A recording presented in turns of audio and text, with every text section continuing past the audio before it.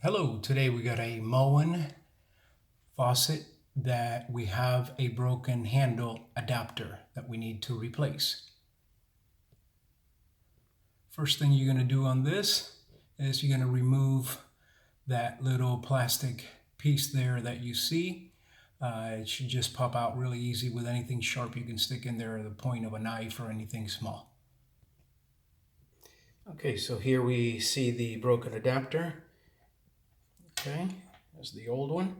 And here's the new one directly from Moen that we're going to replace.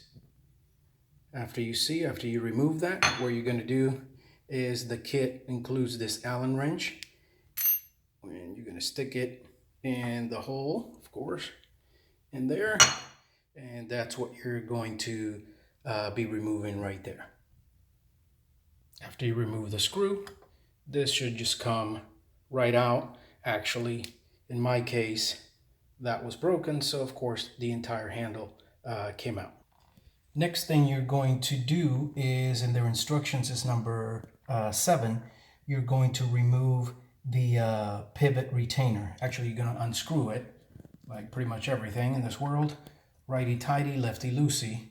So you should be able to turn it. In my case, it took me like half an hour to remove this due to, I assume, all the toothpaste, etc. that the kids put in there. So this was, around here was all white. Okay, so I just gently banged on it and banged on it. In my case, I used this around here. Okay, and then finally after a while, I was able to remove this. So again, it's removed by unscrewing this. After you unscrew this is in there. You're going to need to remove this.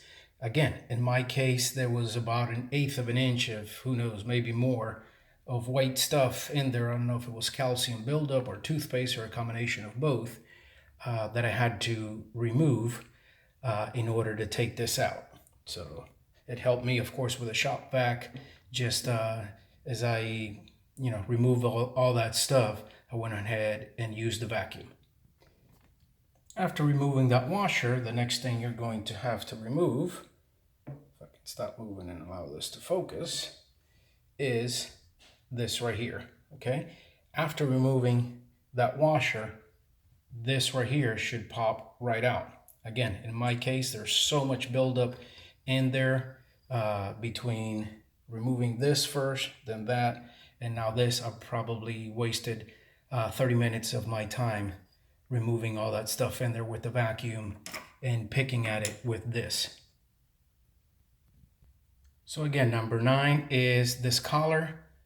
Hopefully you won't have as much buildup as I had in there, and this is nothing. You should see what's in the vacuum. This right here popped right out. Next is what they call number 10. There's a retainer clip back here. Okay, should be able to see it right there. That's really easy. Just going to stick a screwdriver, a small screwdriver in there and pull this straight out. So again, really easy. Just with this tip, stick it in the little hole and it should come right out. There you go. Okay, next thing you're going to do after removing that clip is remove this right here. It should just pull straight out. After removing that, definitely you want to go ahead, if it looks anything like mine, you want to go ahead and clean that.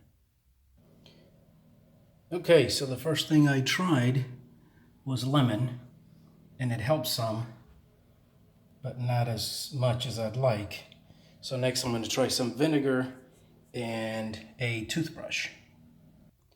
Okay, so after the lemon, then I rinsed it off with water, used a little vinegar, and then I just rinsed it off, and it's much better. Still not as good as I'd like it to be, but I'm going to put it all back together now. Okay, so just put back the new sleeve that came with the kit. just slid right in there. Is slide in the retaining pin.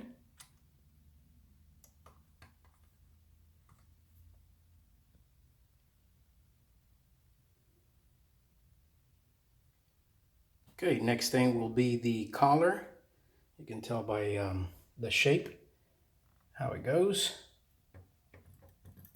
Slide right in there.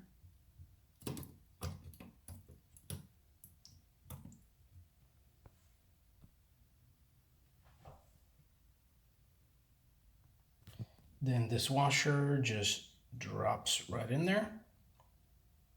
Okay.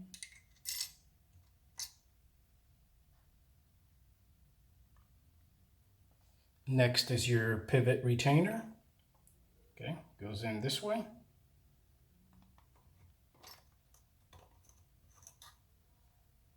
And screws in clockwise. Okay, this pivot retainer, you screw it in, and it says to screw it in till after it touches the after it touches that retaining ring, turn it about 1/8 to 1/4 turn. After it, better said, after it bottoms out, after it touches that pivot retainer that we put in there before it.